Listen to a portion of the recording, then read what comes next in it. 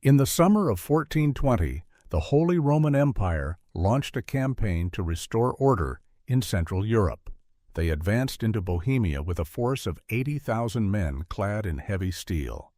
Elite knights, massive war horses, colorful banners snapping in the wind, and a confidence as heavy as metal. To Emperor Sigismund and the Pope, this was nothing more than a simple suppression. There was no force strong enough to resist, no army daring to block the path of the greatest military machine on the planet.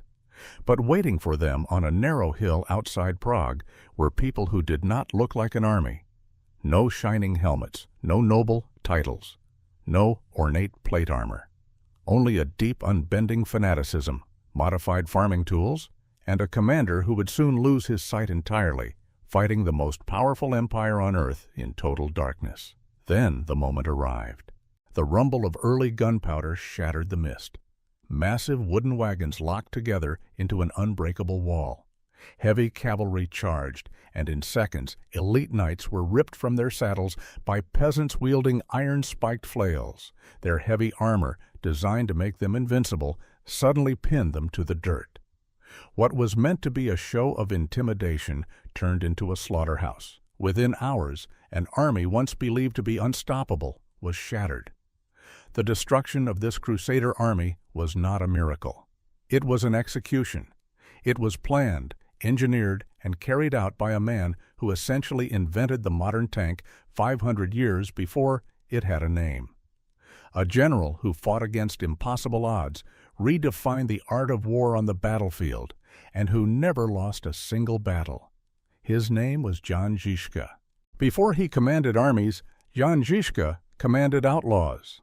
The year is 1406, deep in the dark, rain-soaked forests of southern Bohemia. A heavily armed convoy belonging to the wealthiest noble family in the land, the Rosenbergs, moves carefully down a muddy road. Suddenly, the tree line erupts. Men with axes and swords swarm the convoy. The guards are cut down in the mud. The wealthy nobles are dragged from their horses, tied up, and pulled deep into the woods to be held for ransom. Leading this brutal ambush is a minor, half-blind nobleman who had lost everything. In the early 1400s, the Rosenberg family swallowed up territory across southern Bohemia, driving the lower gentry into absolute poverty. Most men submitted. Žižka refused. Žižka vanished into the forests and became a highwayman. He allied himself with a ruthless local bandit chief known as Matejvudsa, Matthew the Leader. Operating out of hidden camps, abandoned mills, and remote farms, Žižka waged a relentless guerrilla war against the elite. He raided their estates. He ambushed their towns. He kidnapped their allies for heavy ransoms. To Henry of Rosenberg and the local authorities, Žižka was a terrorist. They wrote his name into the Acta Negra Maleficorum, the Black Book of Criminals, marking him for a gruesome execution. Several of his men were eventually hunted down, tortured, and brutally killed. But Žižka was too smart and too lethal to get caught. His guerrilla tactics were so devastatingly effective that in 1409, the King of Bohemia himself, Wenceslas IV, personally intervened. The king didn't execute the famous outlaw. He pardoned him. He forced the cities to drop their bounties and officially issued a royal letter. The outlaw had fought the system and won, but a pardon doesn't put food on the table. Žižka only knew one trade, so he packed up his sword, left Bohemia, and became a gun for hire. By 1410, Northern Europe was a powder keg. The Teutonic Knights, a terrifying, wealthy, and heavily armored crusading order, were on a collision course with the Kingdom of Poland and the Grand Duchy of Lithuania. Žižka didn't care about the politics. He cared about the paycheck. He hired on as a mercenary, riding north to fight for the Polish-Lithuanian alliance. On July 15, 1410, Žižka stood on the fields of Grunwald. It was one of the largest, most violent clashes in all of medieval Europe. For a mercenary standing in the infantry lines, the battle wasn't about grand strategy. It was about surviving the next 5 seconds. Across the valley, thousands of elite Teutonic knights lowered their lances and charged, a wall of steel, muscle, and absolute momentum. For centuries, this charge was considered the ultimate weapon of war.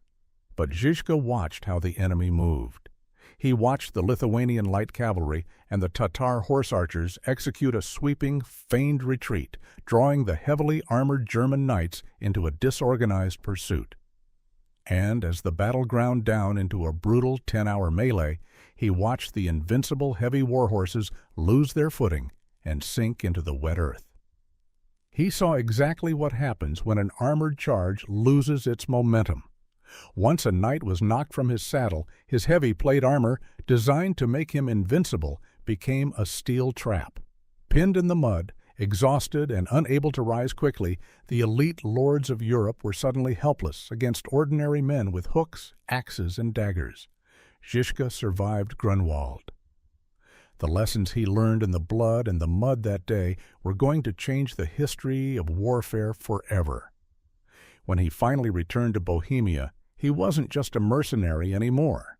He was a weapon waiting for a war.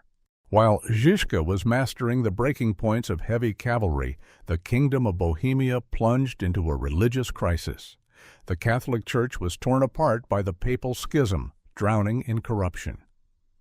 In Prague, a radical preacher named Jan Hus dared to speak out. Hus condemned the Church's excessive wealth and the sale of indulgences. He insisted that supreme authority rested in the Bible, and he wanted the people to receive communion with both bread and wine, the chalice, which was strictly reserved for the wealthy clergy. The Holy Roman Empire saw this not as a disagreement, but as a threat to their entire power structure. In 1414, the Council of Constance lured Jan Hus with a promise of safe conduct from King Sigismund of Hungary. It was a trap. Hus was thrown in chains, condemned as a heretic, and on July 6, 1415, he was burned alive at the stake. He was heard singing psalms as the flames consumed him. The empire believed that burning the leader would scatter his followers. They were dead wrong. Hus became a martyr. The people of Bohemia, known as the Hussites, erupted. The chalice became the symbol of a revolution. The tension finally boiled over on July 30th, 1419. An angry Hussite mob marched on the new town hall in Prague when the pro-Catholic city councilors refused to release imprisoned reformers. The crowd smashed through the doors, dragged 13 politicians to the ledges, and threw them out the windows onto the spear points of the mob below. This was the first defenestration of Prague.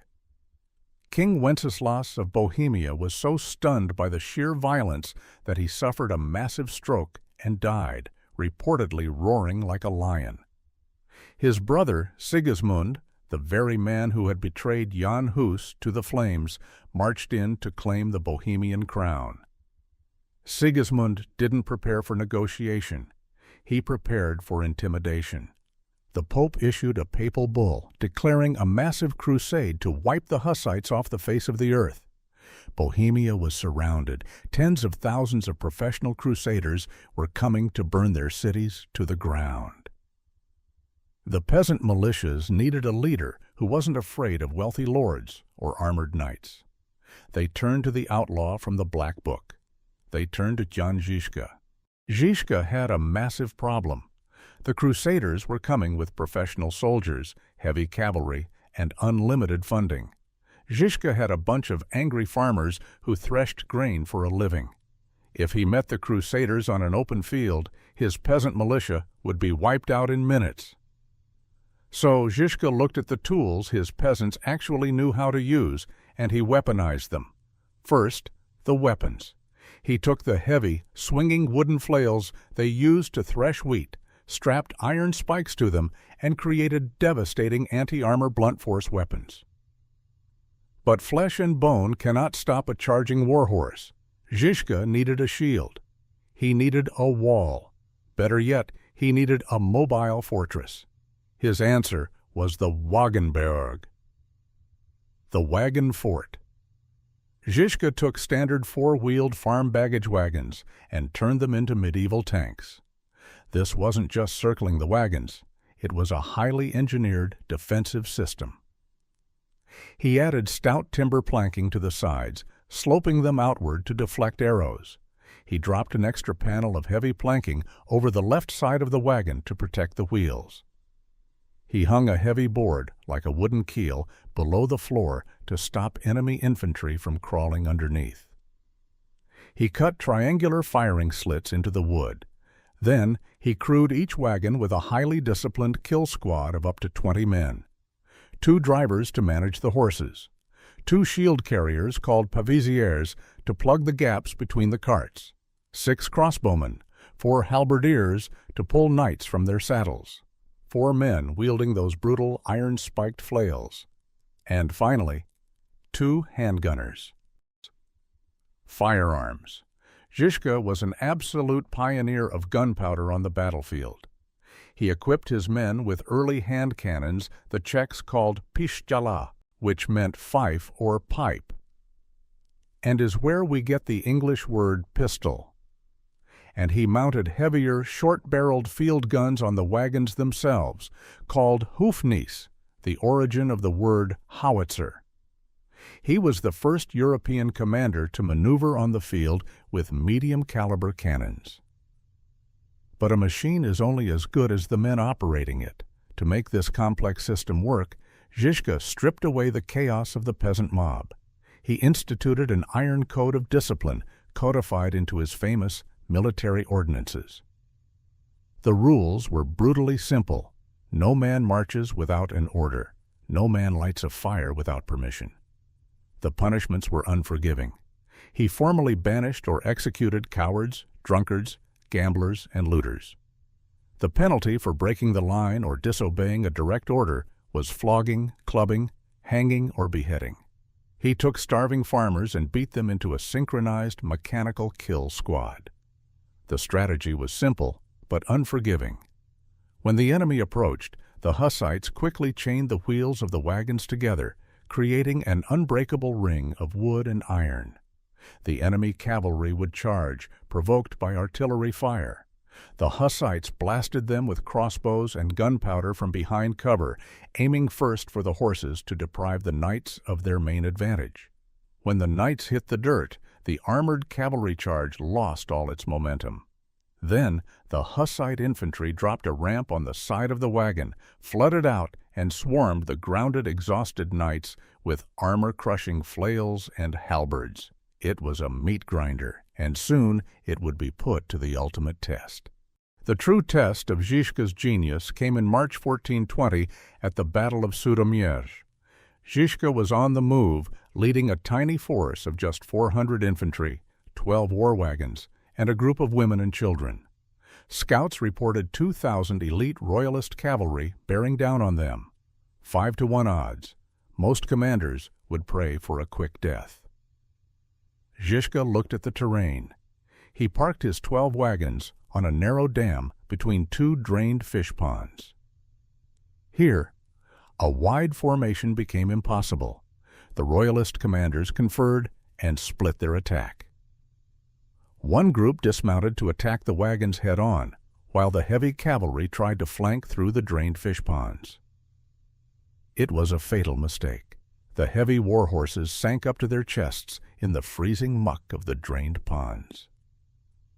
They were completely immobilized.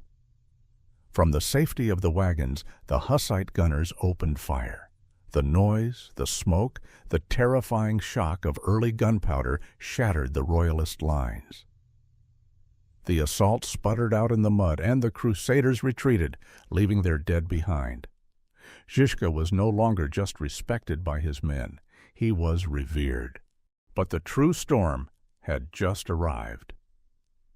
By the summer of 1420, Emperor Sigismund arrived at the gates of Prague with an apocalyptic crusader army of 80,000 men, 45,000 infantry, 35,000 cavalry, mercenaries from every corner of the Holy Roman Empire. They expected an easy conquest. They surrounded the city, but Žižka had a scout's eye for the landscape. He noticed a massive tactical flaw in the emperor's siege. The eastern approach to the city was controlled by a narrow, steep ridge known as Witkov Hill. If the Crusaders took it, Prague would be starved out. Žižka rushed his men up the hill, fortifying an old watchtower with earthworks and a timber palisade. On July 14th, Sigismund ordered 8,000 heavy cavalry to storm the hill and wipe the peasants out, but the terrain defeated them. The crest of Witkov Hill was only 100 yards wide.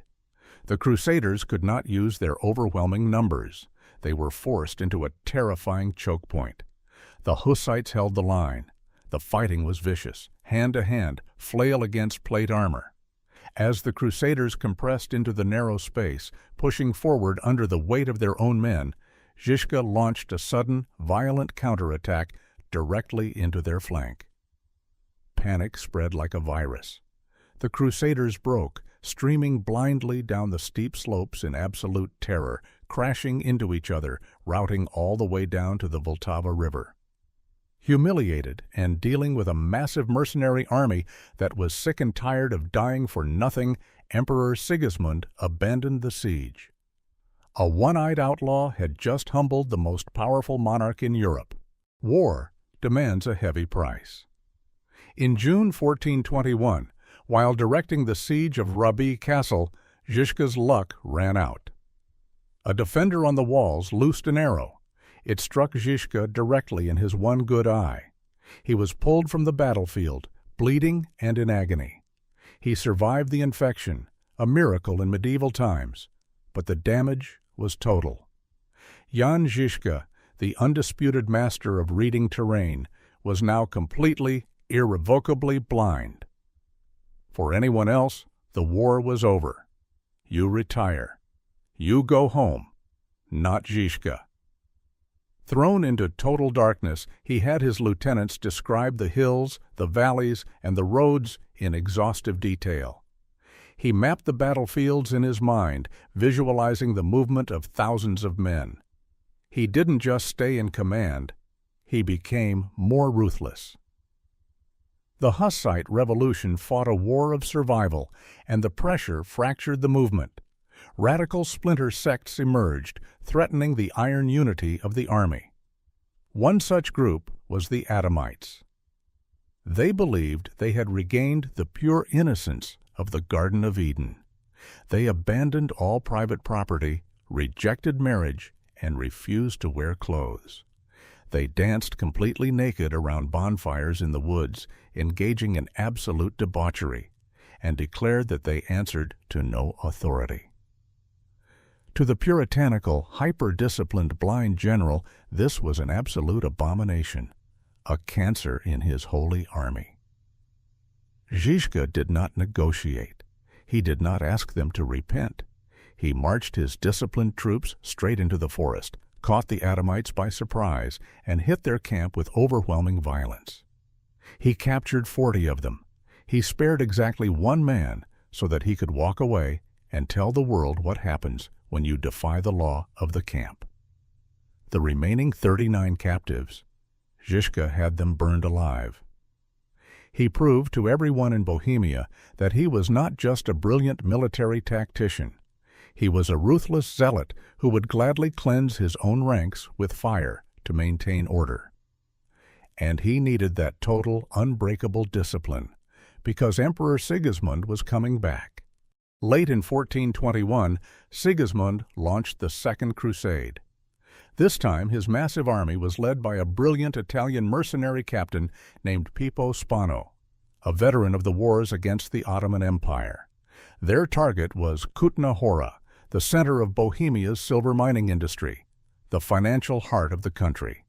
Žižka arrived first, parking his Wagenburg on a ridge outside the city walls on December 21st. He formed his wagons into a massive crescent, blocking the access road. Sigismund's army mirrored his formation, wrapping their superior numbers around the Hussite flanks. For hours, the Crusaders hurled heavy cavalry at the wagons. For hours, Hussite cannons tore them to pieces. But Pippo Spano was not relying on a frontal assault. He was playing a different game. As the sun set on the shortest day of the year, The trap was sprung. Spano's frontal attacks had been a diversion. Inside Kutna Hora, right behind Žižka's lines, sympathetic German Catholic miners opened the city gates. A detachment of crusader cavalry flooded in, slaughtering the Hussite garrison in the streets. At the exact same time, Spano sent another cavalry regiment to swing around Žižka's western flank, cutting off the only escape route. Suddenly, Žižka was surrounded.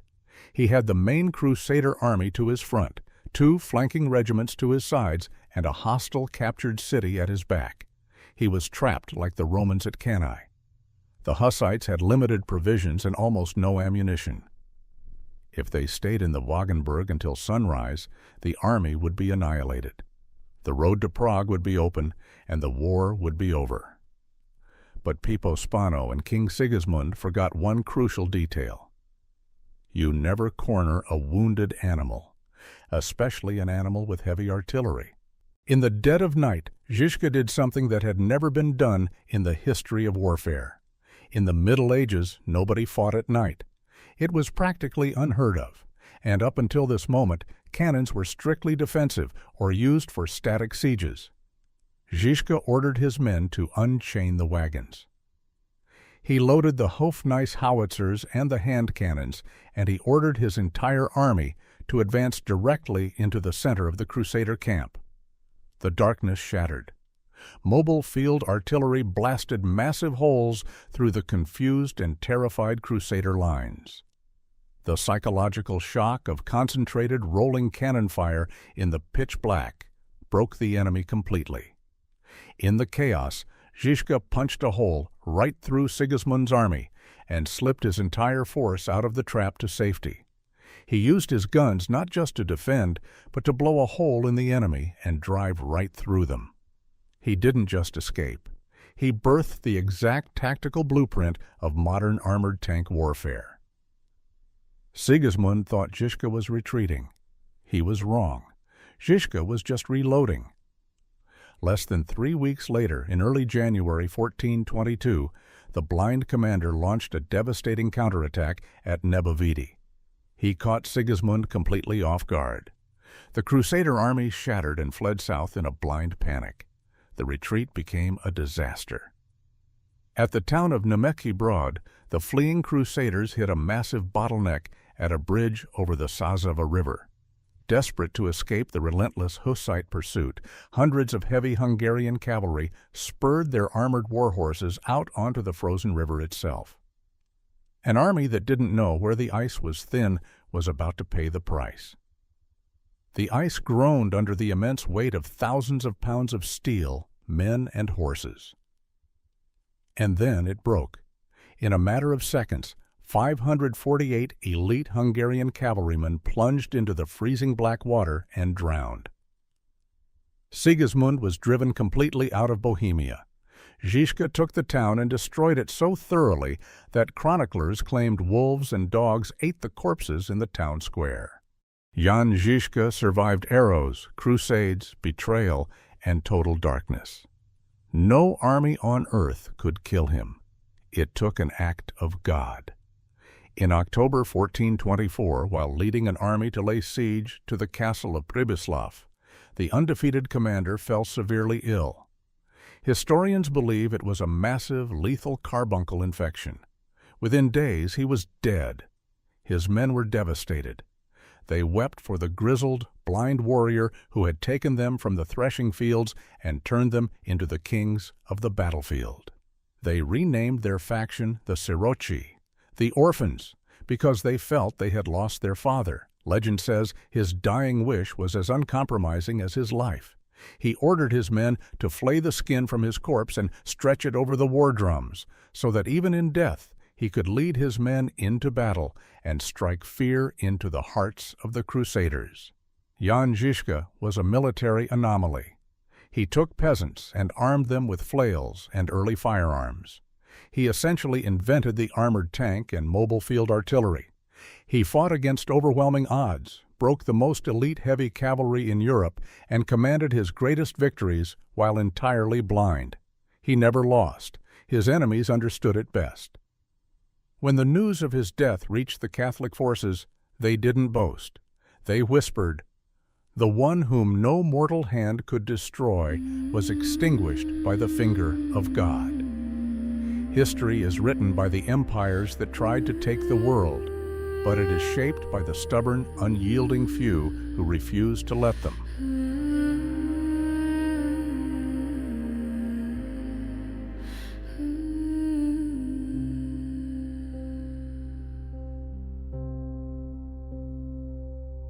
The wind speaks low as shadows sleep in the cradle of the hill so deep.